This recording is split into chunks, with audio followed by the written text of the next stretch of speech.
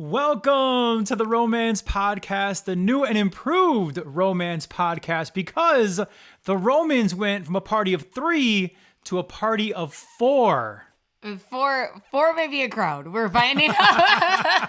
It's been really busy. Yeah, we got Roman or Justin Roman. Yes. Kenzie Roman, Tristan Roman, and welcome to the world, Marino Troy Roman. Oh, our little bundle. you did it. Oh my God. You did it, babe. I did it. He's 2 weeks old. He is, Officially. Yeah. This is his 2-week point, which seems weird. It kind of seems like it happened about 3 days ago, and all the days have bled together. Yeah. Are you experiencing that? I am, yeah. Yeah, they're all bleeding together, so it's very Yes. hard to keep track of that. You know, I got to give my beautiful wife a lot of credit and women everywhere, because childbirth is no joke. I mean, it is the most intense thing I've ever seen in my entire life. I've never witnessed it before.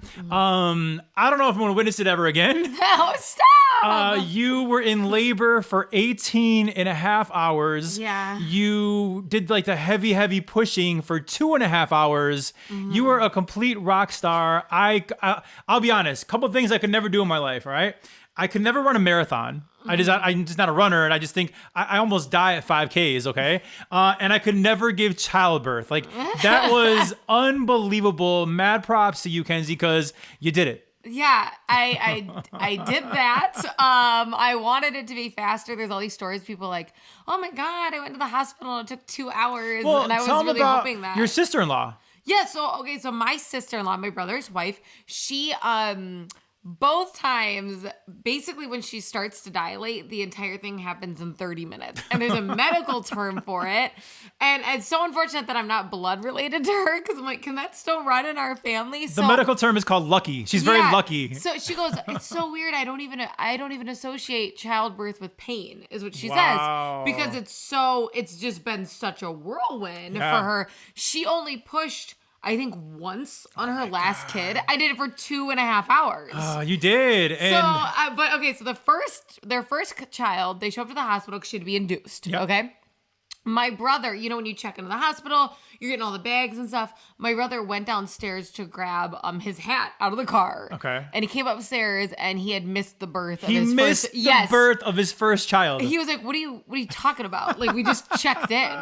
Literally. Oh, man. Then their second child, they were driving to the hospital and they had to pull over, and he delivered At a gas the station. baby at a gas station because they couldn't make it. That's how fast the baby my came. God. I did not have that experience. You had the opposite of that experience. 18 and a half hours of labor. And then again, 2.5 hours of like the actual pushing. And it was unbelievable. I mean, the pain that you must have felt. Now, full disclosure, you did get the epidural, and the pain was intense and it was crazy. I can't even imagine back in the day, women doing this without an epidural, or even if you choose to do it today. I can't even imagine, because you were in so much pain with it. Without it must be just insane. But you don't, okay, so this is something. When you have an epidural, it's not like you don't feel the pushing or the birth. So once my water broke, it felt like it did pre-epidural. Mm-hmm. So I'm like, okay, because I was under the assumption, I was like, did it wear off? I have questions. Up it, like, let's go. So it was very aggressive. So I had some goals though. I really wanted to be active during labor and help get the baby in position. And I was trying to make it as speedy as possible. So we got to the hospital to be induced and found out I was actually already 3 centimeters dilated. Yeah, on your own. We were blown away. I had actually been in labor all day, and I felt like I was having cramps, and I didn't realize that I was actually having contractions the entire day. Awesome. So I was like, oh my gosh. And it made me feel really good about being induced, because I felt like my body was already on the way. Yeah. So I was like, okay, like I am ready. That was your first goal. You did it. Boom. Yeah, I was excited about that. So I didn't have to. Usually if you're getting induced, like 100% no dilation, they have to like soften your cervix and stuff. So I got to go right into Pitocin because I already dilated. So we started the Pitocin, and I went on walks in the hallways. Yeah, we did and laps. Did squats. We did laps, yeah. I was on the balance ball. Like I was really trying to be active. Yeah. But they were having a hard time seeing how dilated I was. Because I guess, like, I don't know, my cervix is like... You got a tough cervix. You got a tough I don't know. cervix. It's like all the way up here or something, because they could not find that thing. And I'm like, okay, so this stinks because my goal was to make it into active labor, which is kind of like 6 centimeters and above before I got an epidural. Because once you get that epidural, you have to stay in bed. Right. And I was so concerned that I would get it really, really early and then it would like prolong the process, right? So I'm like, I don't want it yet. And I was like fighting. Well, finally, my husband forced me to get it. He's like, you're like in searing pain. Like, well, it was so unbelievable. For me, I'm a problem solver. She's in intense pain. Her birth plan was to have the epidural eventually. I'm like, just get it now instead of being in all this pain. And I'm like, no, I have to be active. I have to get the active labor. I have to move around. I have to get the baby ready. I was so focused on it. And we were coming up on like, the thing is, I got induced in the middle of the night. Yeah. So I had worked that morning, so I'm really actually getting no sleep. You were up for like 24 to 48 hours, yeah. Yeah. It was. And so it's like, it started getting like almost to a delirious point. She was loopy. I'm like, this is like, and you can't eat at all, so I hadn't eaten since dinner the night before, which was like an earlier dinner because we were going in. I was stuffed. The food there was pretty good. I was stuffed, but you were very hungry. I was hungry. and hangry. And so many things. So finally, I'm like, okay, I get the epidural, which was probably the most painful experience, actually, of my entire labor. Now, guys, I don't know if you can relate to me, but in our hospital, they would not let me sit in the room for the epidural, and I'm not mad about that. I really didn't want to be. They have an issue with too many men fainting during it, and they want to focus on the woman. I get it. So, I mean, I would have wanted to be there for her, but I really don't want to be there for like the shot. So I was down the hall, and I mean, I heard her screaming, and I just felt so helpless, right? I wanted to be there for my wife. I wanted to help her. I felt so helpless during the epidural, and honestly, during the childbirth itself. I wonder if other guys feel the same way. Like, you just feel helpless. Like, you want to be there, you want to support, but there's like nothing we can do. Like, there's nothing we can do. We did it all 9 months ago, and we can't do anything else to help except be there for your support. Yeah. So the epidural was really, honestly, like the most painful part. So I was really getting horrible contractions, and you have to sit there with like your back folded when you do it. Well, when you're getting a contraction, it's very hard to sit there scrunched over. Like, it's already hard to go through a contraction. So I'm getting these insane contractions. It's like, you need to hunch over. You can't move. Don't tense up. I'm like, oh, man. Oh, my God. I don't know what to do. And I'm just crying because I'm like, I don't know what to do. And screaming. I heard her. And then if you move a little bit, I was getting shooting nerve pains down my back. So sometimes, like, it can get distributed wrong. And that's what got me. I was ready for the needle. I'm like, it's going to hurt. I was ready for it. I did deep breaths. Well, after that, it was almost like it felt like my nerves were being attacked, like getting stepped on or like stabbed because my back was like spazzing. And I'm like, oh my, and he's like, well, don't move. And I'm like, I go, something's happening to my back. Like, I don't know what it is. And he's like, you got to describe it to me because they can't tell either. And now I'm freaking out. I'm having contractions. I'm having muscle spasms down my back. I'm getting an epidural. And the nurse is a saint. These labor and delivery nurses, by the way, really are heroes. Big salute to all the nurses and doctors because they do the Lord's work, man. My labor and delivery nurse grabbed my shoulders and went forehead to forehead with me. I was like, just look at me. And I was screaming bloody murder, but she held me down because I couldn't, because of my back had a reaction where it had like a muscle spasm and I couldn't sit still the way I needed to. And she literally held me down.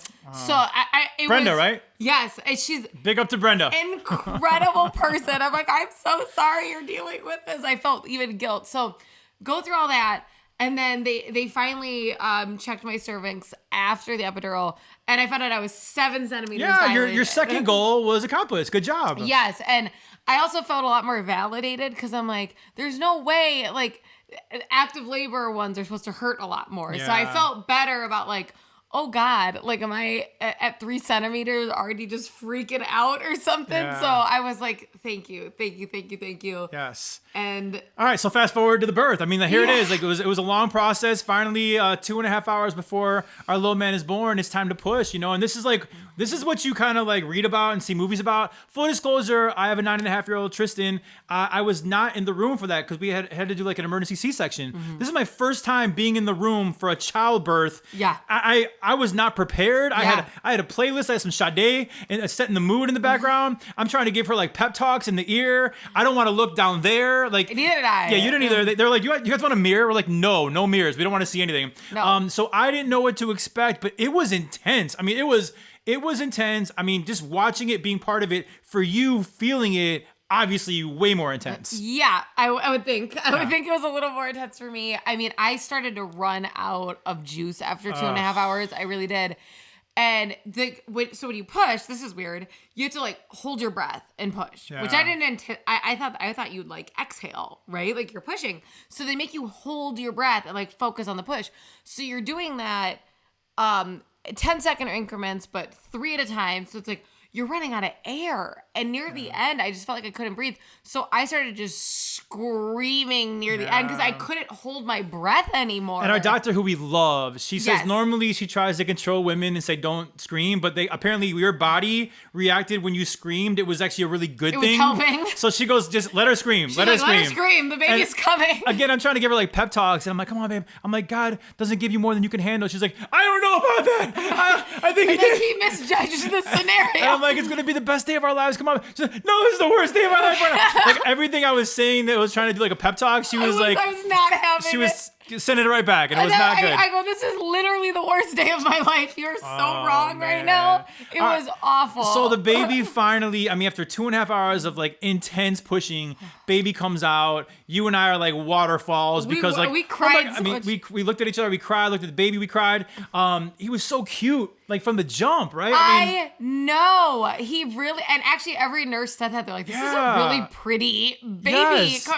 His cheeks, like he was all cheeks when he came out. He was from the laying jump. on me. And It listen, was so sweet. I'm not one of those dads that's like, my son is always cute. And listen, I do have another son, and the first time I saw him after that C-section, the doctor held him up, Tristan, to me, and I was like, obviously very, very excited and happy, but I was like, oh my God, he's so ugly. He looks like an alien with stuff just dripping. He really was not a really good looking kid from the very beginning in that moment. And then I'm shaming myself. I'm like, what kind of dad are you that you're happy, but you're thinking your son is ugly and an alien? Now, spoiler alert, Tristan has turned into a very handsome little boy. He has. And he's beautiful. And really almost instantly after like a couple days. But like in that moment, he was like an ugly alien. So Marino, my second son here, he came out the gate really cute. He was like, my perspective is really good. I'm telling you, he was really cute. He was like fluffy. It was so funny, and he was really peaceful. Yeah, when he came out. So like most babies are like intense when they come out and they're screaming and stuff.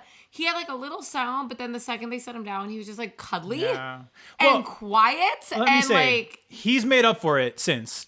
Because, all right, Marino was born very, very healthy, February 8th, 2:29 p.m. 39. 39? Oh, you don't know anything about it. In the 2 o'clock hour. He was born on Thursday, February 8th, and very healthy, knock on wood, everything's been going great. I will say, that little peep that he made, and he was so calm after the birth, he has more than made up for it, because fast forward to the next 3 nights, 2 in the hospital, he was screaming bloody murder with daddy non-stop. Now listen, Kenzie is breastfeeding, and thankfully Marino has taken to the breastfeeding very, very easily, and he latched, and she's feeding him great. So he loves mommy. He loves mommy's boobs. He loves mommy's aura. He loves her presence. And when he's not with mommy, he's with daddy, and does not like not being fed and so I'm getting like the worst version of him. He's screaming his head off because all he wants to do is feed. And I'm like, dude, like everything I did with Tristan back in the day, I'm trying to do with Marino, and it's just not working. Every baby is different. They are. Most people will tell you there are things that worked for one baby didn't work for the other. Nothing was working. You're learning him. Nothing was working for Marino except for feeding. But listen, Kenzie can't feed 24 hours a day, so I gotta like somehow take the baby for a couple hours. We had some very long nights in the hospital, 2 in a row, where he was with me screaming the entire time. Nothing I could do could ever settle the kid down. So finally, me and Kenzie had a little bit of tension, and she's like, just give him to me, I'll feed him. I'm like, give me my baby. So I'm like, fine, babe, take him. I'm trying to help. I walk out of the room. I go to the waiting room or the lobby in the birthing center. And I swear, this is so funny. I see a sign on the elevator that says, are you overwhelmed? You have 30 days without criminal charges to drop your baby off at the fire station or a police station or this hospital. Hold on. We didn't do it. I would never think about doing it. Obviously. I would never think about it. But I'm saying to have that sign there, I could see some people being insanely overwhelmed and maybe don't have the patience that I do or you do or aren't prepared for this whole thing. I could see why that's a real thing. I'll tell you though, that sign I'm sure saves baby's lives. Yes, right. So it's a very important sign. because people do crazy things. 1000%. But I had to chuckle a little bit because I was like freaking out. I'm like, and I see this sign and I'm like, I kind of had to laugh a little bit. Like, no, I'm keeping them. But like, we got some work to do. We got some work to do. So the issue was, poor Marino, you're giving him such a bad rep and it's not fair. So when you're breastfeeding, at first you just have like the colostrum or whatever, okay?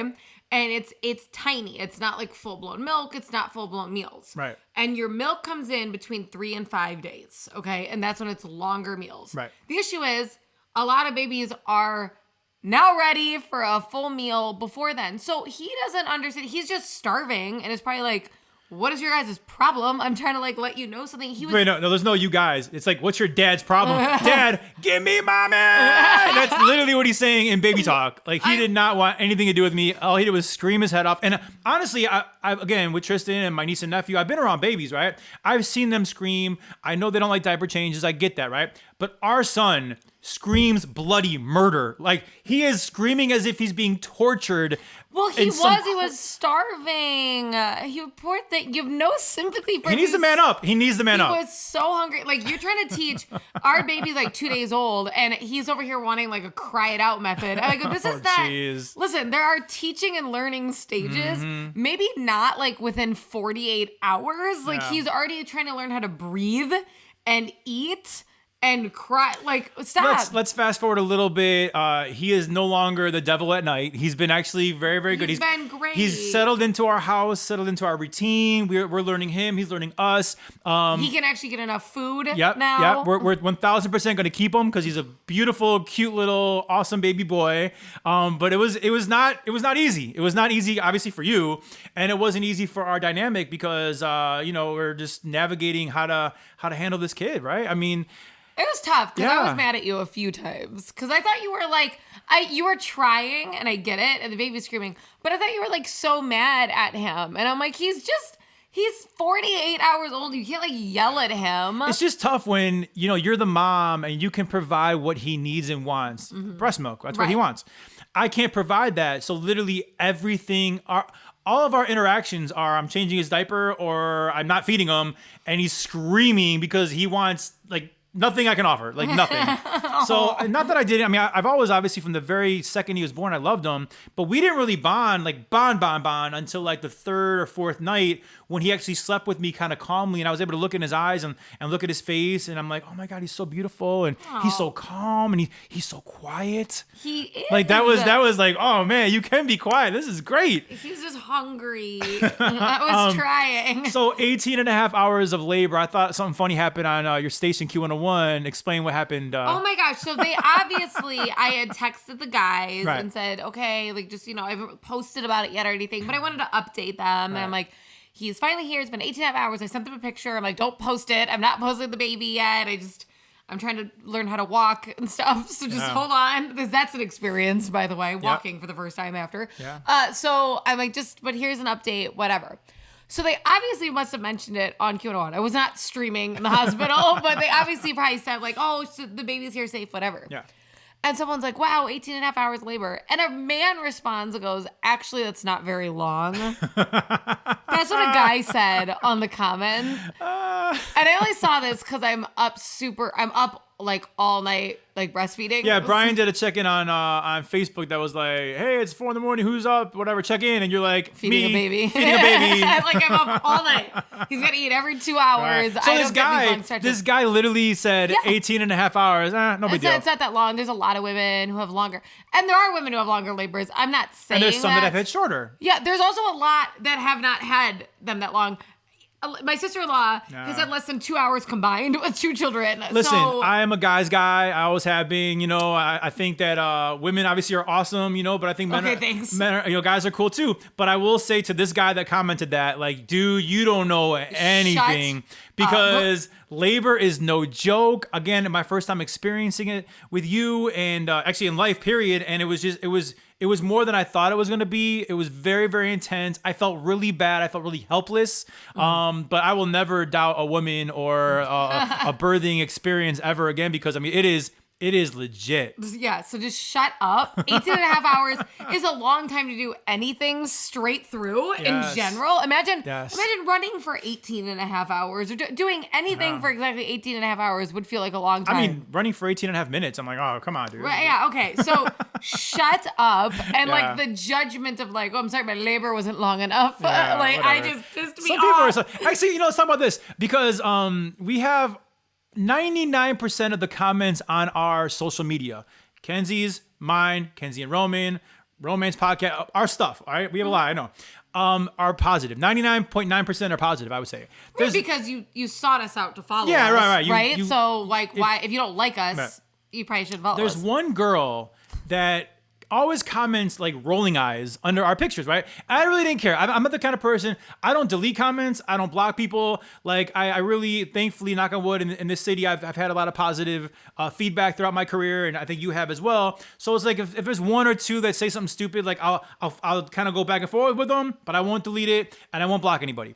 There's this one woman who like puts a bunch of rolling eyes under our pictures, and she has for a while. I don't know why. Like maybe she's... And she follows us. Yeah, she follows us. I'm like, okay. But like we'll post like a really cute date night picture and she'll do like rolling eyes, or like things leading up to the baby, she'll do rolling eyes. And I never understood it. Like wedding rolling eyes. Yeah, like why does this bother you? And honestly, it's super easy. Unfollow us. Like we really don't care. It is odd to choose to follow somebody you don't like. It is. So we did our big post of Marino Troy Roman, a big like birthing announcement post, right? And really fast, I want to say thank you to each and every one of you that has showered us with love. I mean, the comments are overwhelming. Yeah. The likes are overwhelming. I make a point of trying to get back to every single person because we really do appreciate it. Like you guys have followed us on our journey, and this is a big part of our journey here is this baby. Yes. And just the love that we've received from you guys, and it's overwhelming. It really, really is. So thank you. We really appreciate it. But this woman decided on our birthing announcement post to do a bunch of rolling eyes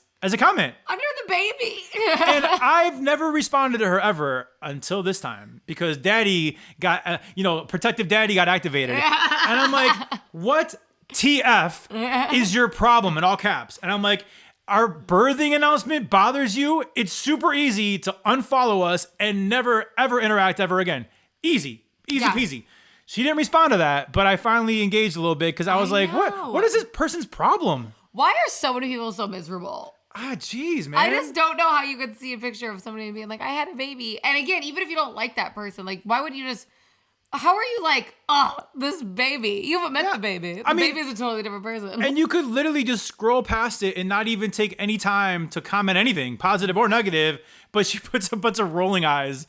And honestly, you wrote the caption really well. Thank you very and much. I loved it because we had really special reasons. It wasn't just like, oh, we like the sound of these names, which is fine. Like sometimes you like the sound of a name and you pick it because it's cute or whatever.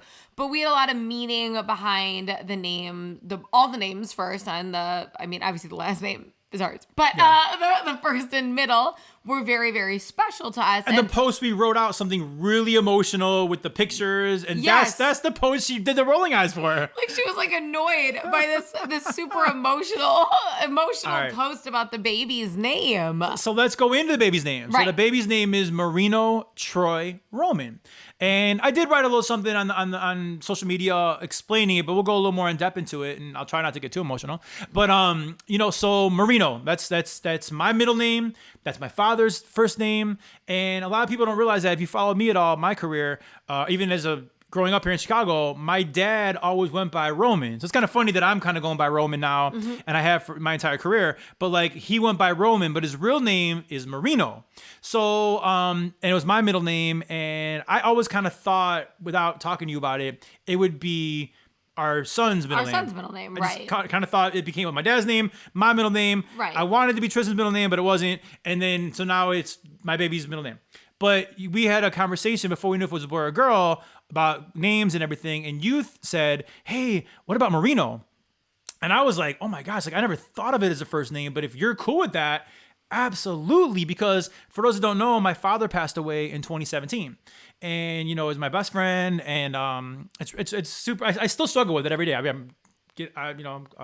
Tears in my eyes right now, I struggle with it. I deal with it in my own special way and everything, but very, very important to me. And I think about him all the time. And so the fact that I could actually have Marino as my son, and that name now brings me joy and brings me smiles when he's not screaming. It's really, really cool, man. So when you recommended that, it was a no-brainer. I was like, please, that would be amazing. So our son's first name is Marino, after my father, and I know he's just smiling down up in heaven and couldn't be more proud of his grandson and his son naming his grandson that. So thank you for recommending it, and that's why Marino is called Marino. Now I'm gonna wipe my eyes so Kenzie can explain the middle name. If you're watching on YouTube, yes. I apologize, but it's really, really tough to talk about. So I know, go ahead, babe. So then, obviously, if we're going with Marino as the first name, which I love that first name, I love the meaning behind it.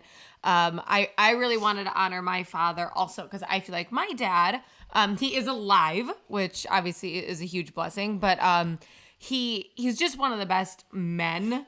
Like examples of what a good man should be. And, we've had a lot of girls in our family. Like my brothers have had many a daughter. And so there really hasn't been a lot of carrying on of like his middle name or his name. And I just, with all the daughters and stuff too, even the last name, my dad's last name isn't really kind of moving forward. So I wanted to do something that involved my dad and his middle name.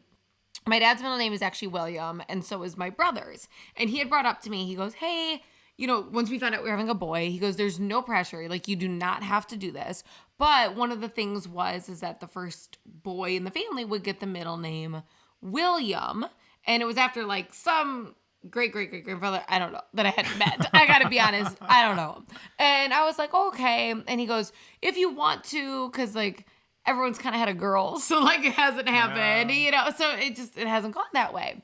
And I had spent a lot of time thinking about it. And honestly, the name William in no way makes me think of my dad. Right. So I forget. I'm like, oh yeah, that's his middle name. And I was just like, I want something that makes me feel like closer to him though. I don't hear that name and feel close to my dad. So it was really important to me. I'm like, I want to go with Troy. I want to go with his name. Right. And I had run it by my mom about the middle name. I was like, and the first name, by the way. Shut up. But funny story actually. No. Before she finishes this emotional story, we decided on Marino.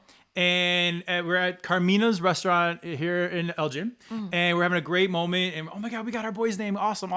And I go, listen, don't tell anybody because it's gonna be so special to like my family, my mom, my sister, all my dad's side of the family. Like everyone's gonna really, really be emotional about this. Like, can we please keep this between me and you, right? One thing you need to realize about Kenzie K is she keeps nothing from her parents. That's nothing. Not true. Absolutely nothing. So it's not true. Fast forward like a month later, or whatever. Something came up in conversation, and I go, "Wait a second. You told your mom Marino?" And she goes, "No, I didn't." And she's like smiling, and I could tell I go, "You're lying. You told your mother. You promised me, and you told your mother Marino." Okay, so what had happened was, oh jeez, I did not want to tell anybody the name, and I didn't besides my mom. Okay, I did not tell anybody at all, which was hard for me. That was like a you thing. I was like open to telling people the name.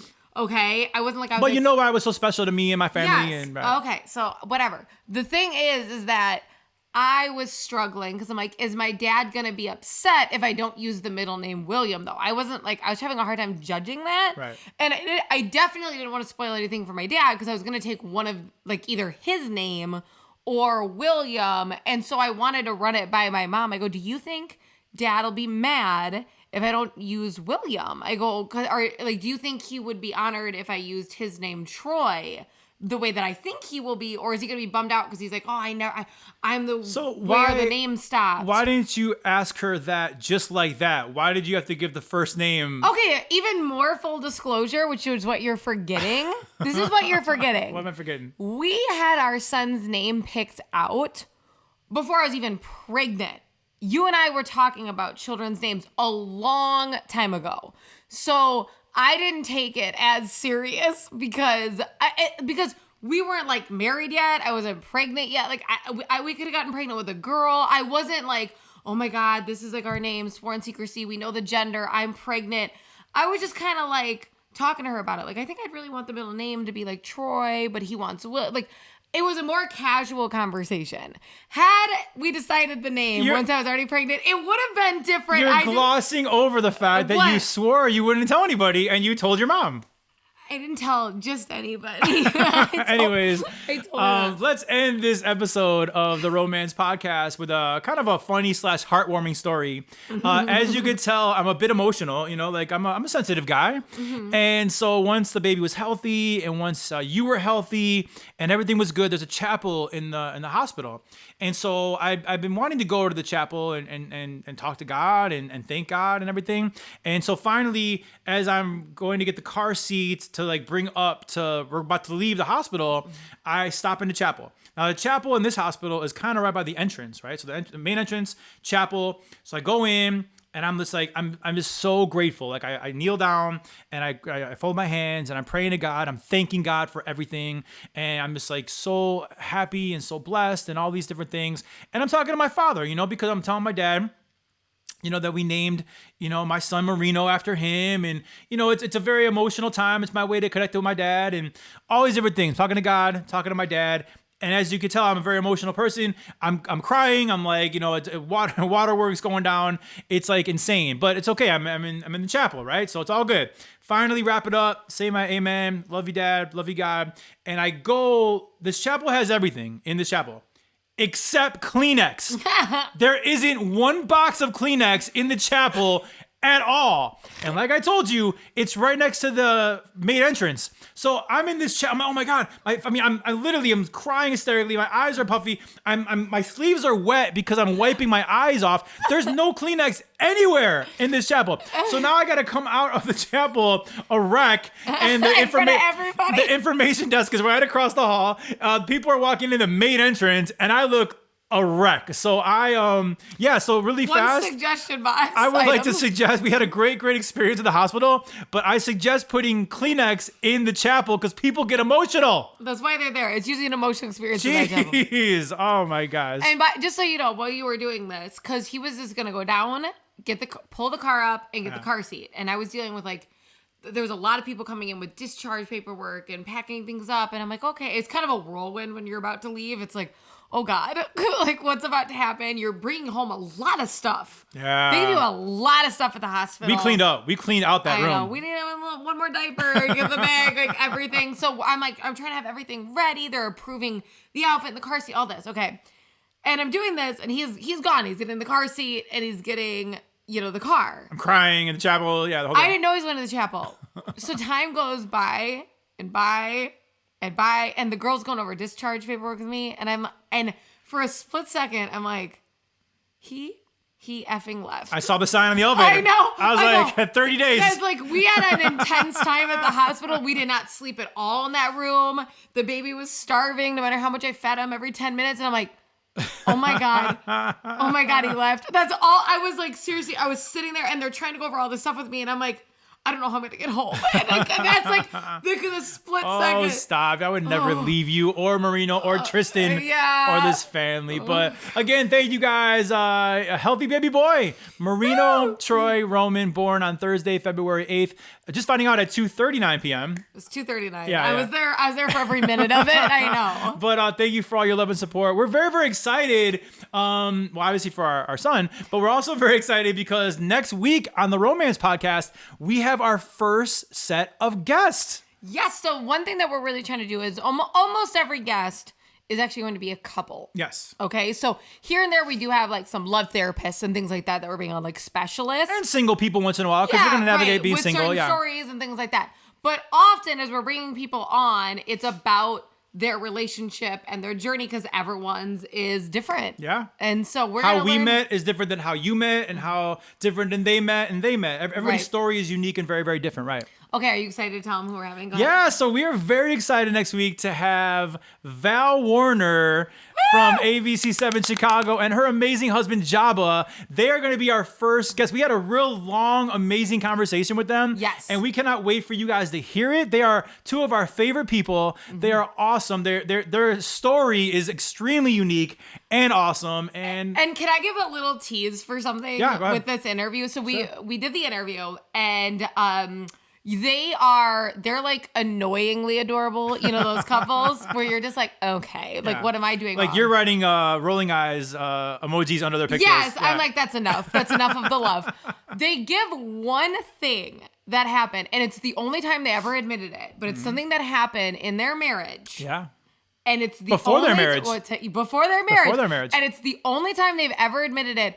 And it humanizes the relationship so much. And I think it's really important for everybody to hear, because sometimes you get on social media and, you know, you've had an argument with your spouse or a tough day with them, and you're just like, oh my God, we're not this, we're wrong. And it literally, like, it made me feel better when I heard it. So you're going to love it. They can laugh about it now. It's great. Like, it's a very healthy thing. Yes. But it makes you realize, like, this is normal, okay? We are doing okay. Yeah, we're really excited about this episode. So again, next Thursday, every Thursday, new episodes. But next Thursday, we have Val Warner and her husband Jabba will be our first ever guest on the Romance Podcast. Woo! Thank you so much for checking it out. And don't forget, you cannot spell romance without Roman. Always corny.